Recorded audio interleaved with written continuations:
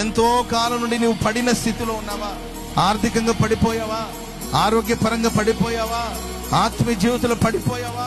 ఎవరైనా వచ్చి నన్ను లేవనెత్తుతారని ఎక్స్పెక్ట్ చేసి ఎదురు చూసి అలసి సొమ్మసిల్లిపోయావా? ఈ రాత్రి మనం ఆయన జనులై ఉండినట్లు, నిత్యము ఆయన జనులై ఉండినట్లుగా ప్రభు ఒక ఘనమైన కార్యం చేయబోతున్నాడు.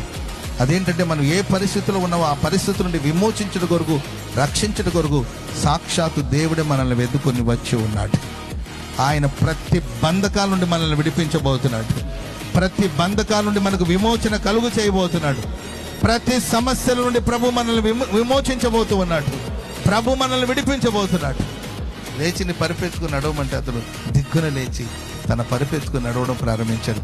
38 సంవత్సరాల నుండి వేధించిన సమస్య ఒక నిమిషంలో మారిపోయింది. ఆమె చెప్పడం గట్టిగా.